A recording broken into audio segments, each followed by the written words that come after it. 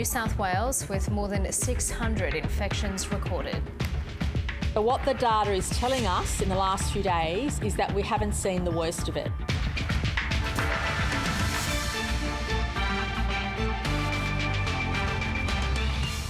All Canberra schools listed as exposure sites in the growing ACT outbreak, while in Melbourne, mystery cases emerge. The government promises more evacuation flights out of Afghanistan after an RAAF Hercules left Kabul with just 26 people on board. And the West Australian government's tough border rules sees the third and final Bledisloe Cup test thrown into doubt. Hello, welcome to ABC News. I'm Karina Carvalho.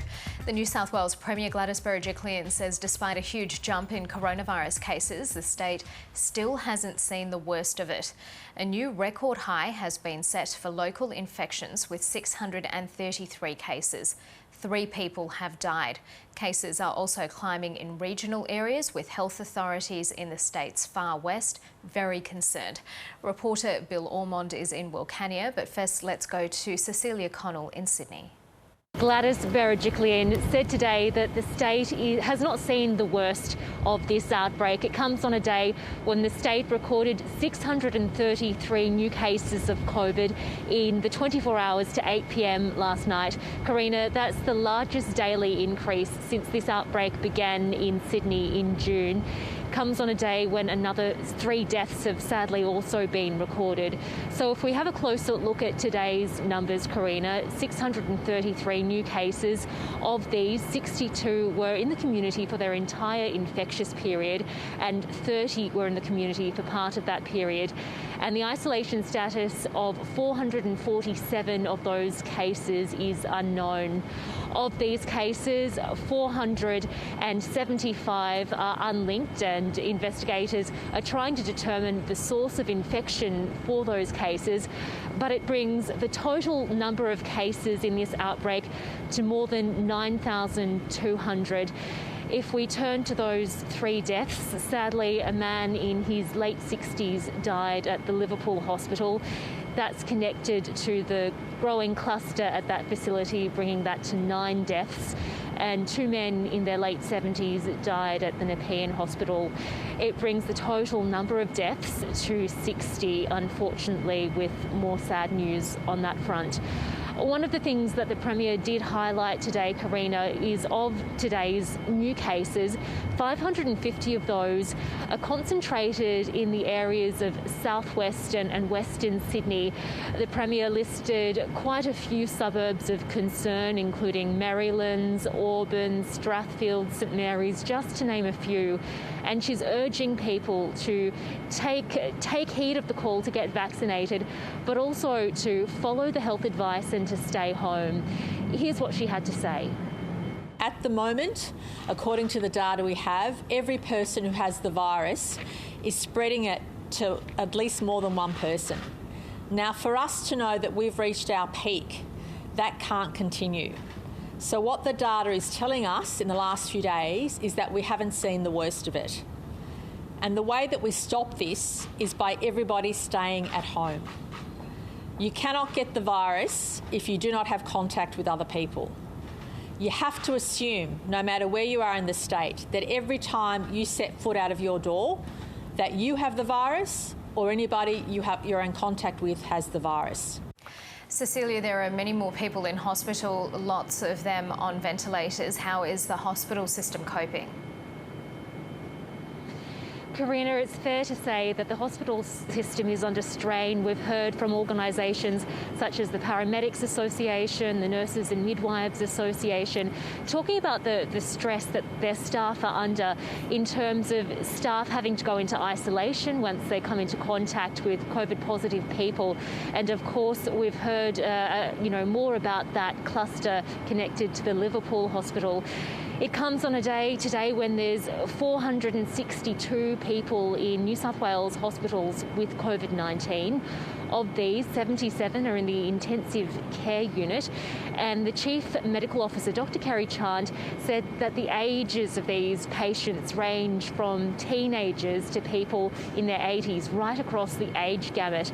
Of the 77 people in ICU, 25 require ventilation. Dr. Kerry Chant is really urging people to be mindful of these people in hospital and to take this pandemic seriously. We will see more admissions and more deaths if these numbers continue to increase. We have a collective responsibility to do all we can to stop seeing those deaths and hospitalisations continue to increase. Cecilia, there's been an admission the process of getting financial support packages to businesses and people who need help hasn't been handled all that well. Yes, that's right, Karina. Now, the New South Wales Customer Service Minister, Victor Dominello, started his address today with an apology.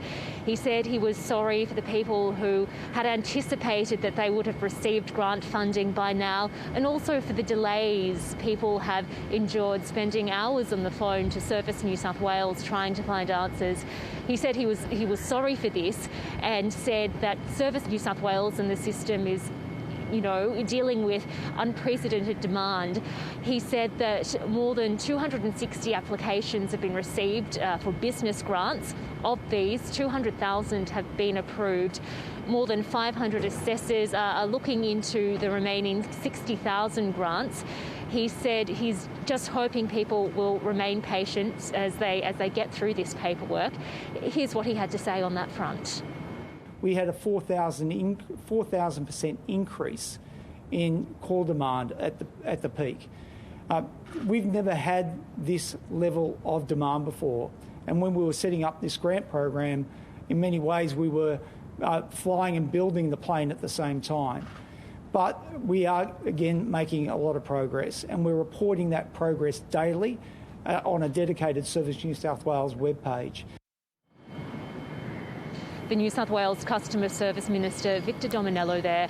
But Karina, the key message again from health authorities today was urging people to get out and to get vaccinated, but, at all other times to stay home and heed the health advice.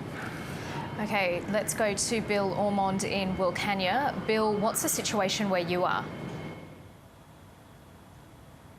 Yeah, good afternoon, Karina. Well, the situation here is that we have 3 COVID cases for the first time since the pandemics began. Now, Wilcannia is a predominantly Indigenous community, and there's quite a few issues here. So this actually began last Friday when they had a funeral here for someone and a wake afterwards. Now, that's where they think that this has really spread from. The person who originally had it, they had it in Broken Hill, and they came over to here for the funeral.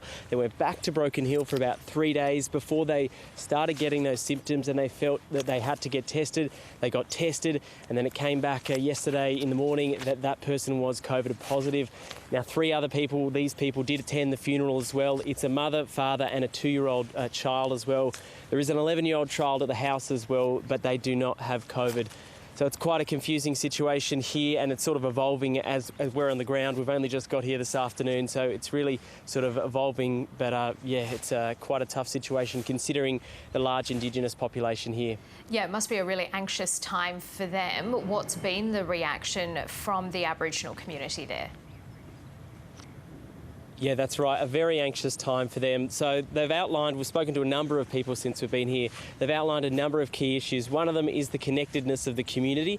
A lot of families live together, so you'll get 2, 3, 4 households in the same residence. So there's a lot of connectivity there, and so it's very difficult for them to isolate, and that's another issue. There's not enough places for them to go and isolate and stay and spread apart. Wilcannia is very small. It's got a population of somewhere between 500 and 700, and as I said, majority of them are Indigenous, so it's very difficult for them. Another is the mobility. A lot of people don't have cars. They rely on, say, an auntie or an uncle to drive them around to places like the testing clinic here or the vaccination clinic in town run by the RFDS. So that's another issue. Information as well. So, I mean, we've got internet here, but it's very patchy. There's only really this portion of the town near the Oval where the testing clinic is that actually has consistent internet. So a lot of people don't have the most up-to-date information. There's not very many signs around town as well. There's not any signs saying this is the vaccination clinic or this is the testing clinic. So that's another issue. And finally, that accommodation, that's the biggest one. There's nowhere for people to stay and isolate by themselves. So really it's an evolving situation and well, we heard from the Deputy Premier yesterday and he said that, you know, he expects more cases to come and sort of we're expecting the same for the next couple of days. That's Bill Ormond and Cecilia Connell. There are growing concerns about the growing number of mystery cases in Melbourne's inner southeast. The state recorded 24 new local cases. There are now 15 infections linked to the St Kilda area and contact tracers are treating many of those as mystery cases. There is no connection bar anything apart from geography. We have within that cluster, we have accountants, we have architects, we have a sex worker, we have members of the Orthodox Jewish community, and we have a pizza guy who works in a pizza shop in Glen Ira. It is a very broad and disparate range of people. The only thing that connects them at this point in time is some association, particularly in that St Kilda area, which is why we're really encouraging anybody who lives, works, or visits and actively uses that St Kilda area, please consider coming forward to get tested. We are exceptionally concerned about what we don't know yet in that area. There are clearly a number of chains of transmission that we do not yet have full pictures of, and we really want to use the next few days to get a full understanding of any possible transmissions that might be happening in that wider area. The ACT has recorded 22 new cases of coronavirus, taking the number of active cases to 67. Up to 40 school principals are in isolation following a conference last week at a school linked to the outbreak. 190 exposure locations have been identified and there are 12,500 people in quarantine. Now is not the time to be easing restrictions. So whilst that work will continue with industry associations to chart a path forward, I think anyone who looks at the New South Wales numbers today and what has been occurring there would be very clear that now is not the time at this stage of our outbreak to be easing restrictions. But I do want to assure industry, business associations, small business owners and operators that each day we are working with your representatives to put in place COVID-safe mechanisms that we can deploy when it is safe to do so. But now is not that time. The lockdown in Greater Darwin and Katherine is expected to end at midday tomorrow. The Northern Territory has recorded no new cases. Authorities are still awaiting further test results for some close contacts and wastewater samples before a final decision on the lockdown is made tomorrow. At this stage, we are fairly confident that we can lift the lockdown tomorrow at noon and transition it to being open again, but with restrictions. Confident, but not completely certain at this stage. I can't give you a guarantee right now that the lockdown will end. I'm hoping to do that in the morning, but in preparation for that probability, we'll be working the rest of today on what the restrictions will look like once the lockdown lifts. But at a minimum, it will likely involve wearing masks for another week to get us through to a full replication cycle, just like last time. New Zealand's Prime Minister Jacinda Ardern has confirmed her country's coronavirus outbreak originated in Australia. Genomic sequencing has linked the Delta strain to cases in New South Wales. New Zealand entered a nationwide lockdown overnight after community transmission was detected yesterday. A further 3 new infections have been reported this afternoon, bringing the total in the outbreak to 10. The results that have come back from our case yesterday tell us 2 things. First, that we are dealing with the Delta variant. The second thing it tells us is that it has linked the current genome sequencing of cases in the New South Wales outbreak. Our case has originated in Australia. And now the job we have is to work through how and when it got here. The natural place to start is to look at our managed isolation facilities. We have had 3 positive cases from Sydney in our managed isolation facilities since 1 July. 1 detected on the 9th of August on their day 1 test, and 2 on the 14th of August on their day 3 test. Positive cases from our managed isolation facilities are, as a matter of course, batched, and then we genome sequence them weekly.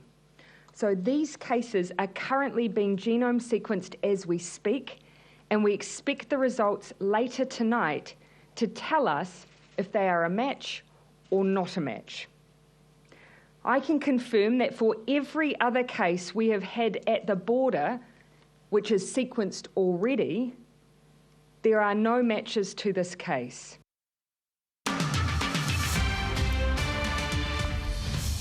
Australia has completed its first rescue flight out of Afghanistan with 26 people on board. The Prime Minister, Scott Morrison, says the situation on the ground is volatile, but he expects it will be the first of many flights in coming days. Political reporter Jane Norman joins me now from Parliament House in Canberra. Jane, what more can you tell us about this first flight?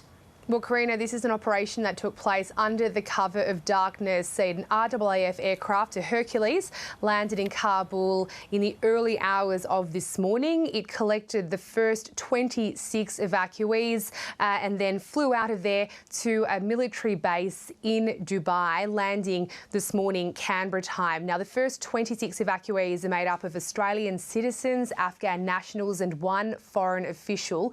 And in Dubai, they'll be screened. They'll undergo health and ID checks before being flown here to Australia, where they will also face 2 weeks of hotel quarantine like all returning travellers. But the states and territories have agreed to quarantine all evacuees from Afghanistan above the international arrivals cap.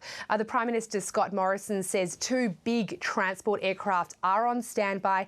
There will be more flights in coming days. But we've been speaking to a few people on the ground in Kabul. It sounds like total chaos. While the airport is now open, it's secure, getting to the airport is a major challenge.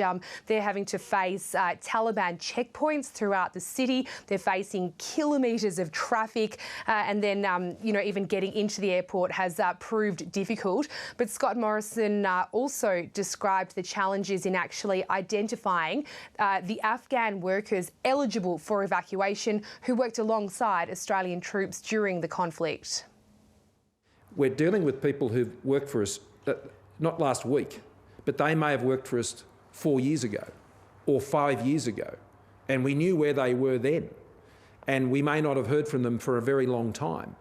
And we don't know what they've been doing in that intervening period in what has been a very unstable situation.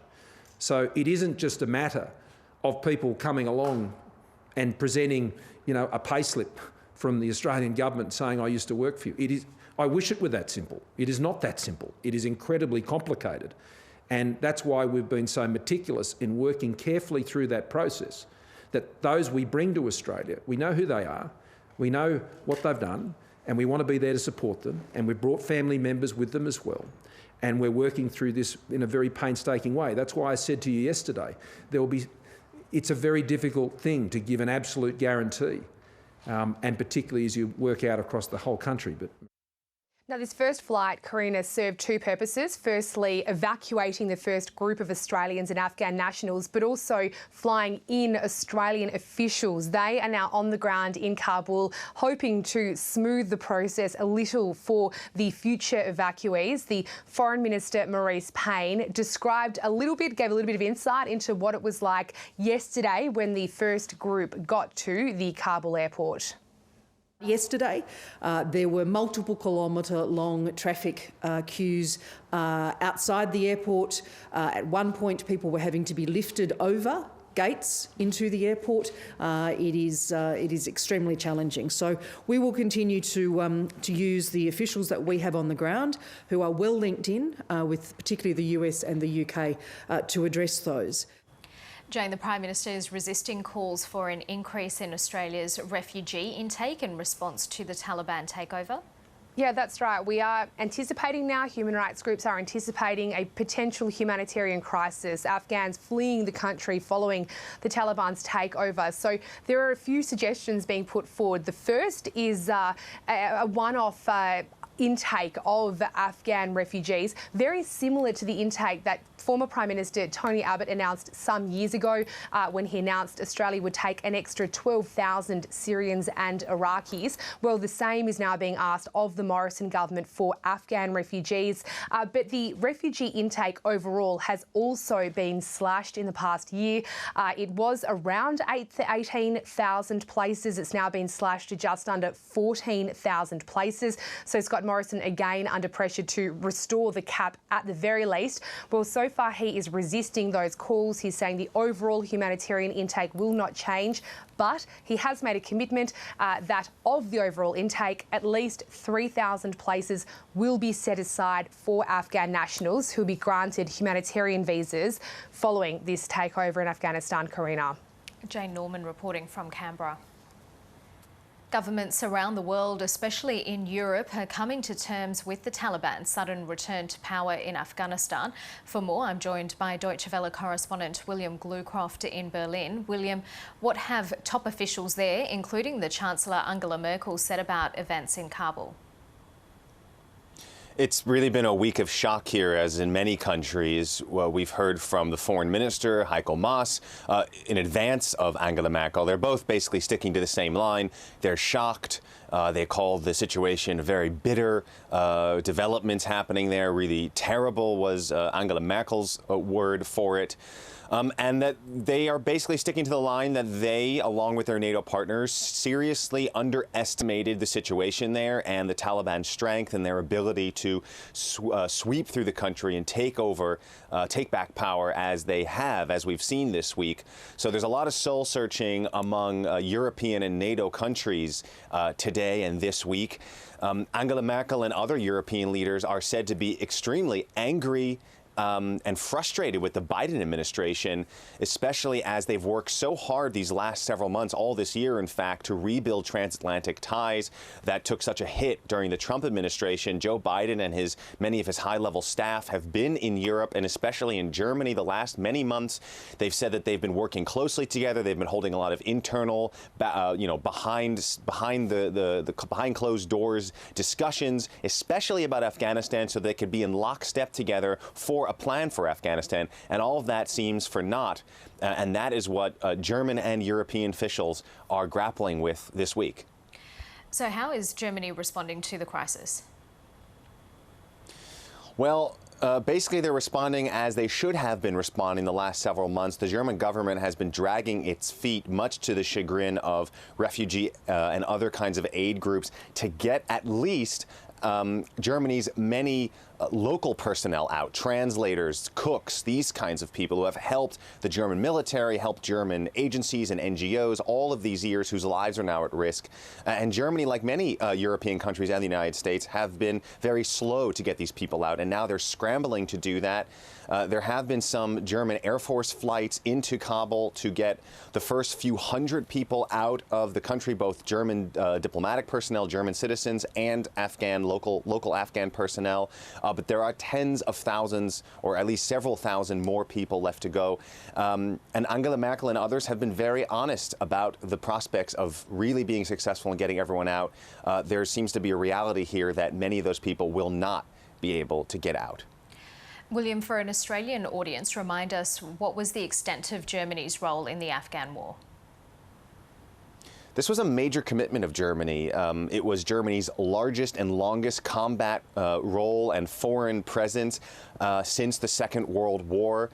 It had one of the largest troop commitments to the NATO mission there. Several thousand troops at one point at the peak were there. Germany spent as much as 20 billion euros on its commitment there, both in combat missions and in training missions. It's lost 59 German soldiers as well as many more wounded. So this was a big commitment for Germany, and it was a major political statement given Germany's reluctance to engage militarily around the world, given its brutal Nazi past, its past of invading other countries.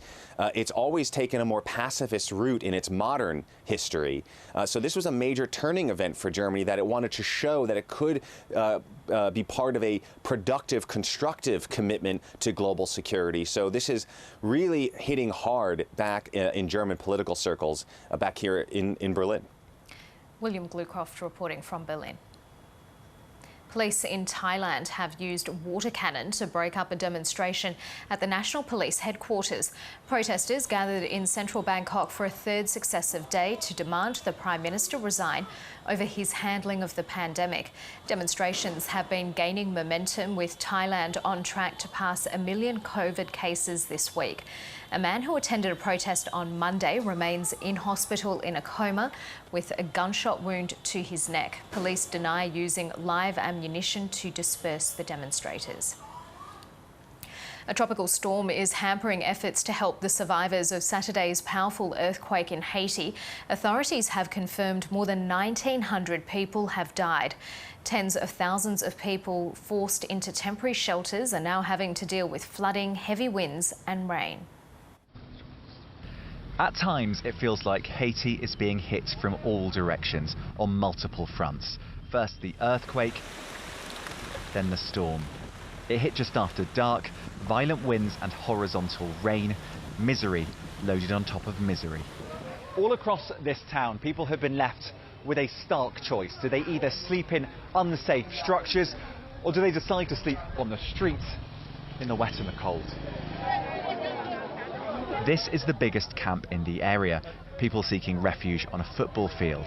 They were told they'd be safe here, but as the rains poured, they were soaked, their tents ripped apart by the winds. The people here are desperate and angry. We have problems here. Just look at the conditions. And where are the government? They're not here. There are injured people here too. This woman's foot has a deep laceration, but she's had no medical attention. Another woman tells me she hasn't eaten since Saturday.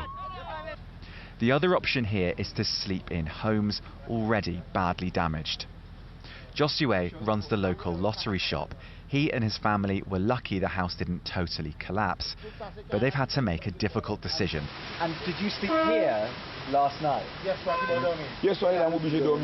Yes, I slept here in this broken house last night. There was wind and rain, but the other people in the tent city had to sleep outside on chairs. There are simply no good options in this situation. These are desperate times, and the storm has meant that the help that is needed by air and road simply hasn't arrived. Qantas will require all of its employees to be fully vaccinated against coronavirus by March next year. Frontline workers will need to be fully vaccinated by mid-November this year. That includes cabin crew, pilots and airport staff. Other staff will need to be immunised by the end of March. There are exemptions for those who are unable to be vaccinated for documented medical reasons.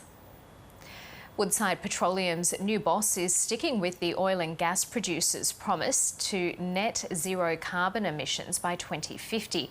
Meg O'Neill has replaced Peter Coleman at the helm of the oil and gas producer. A strong rebound in fuel demand saw half-year profit double to nearly $440 million.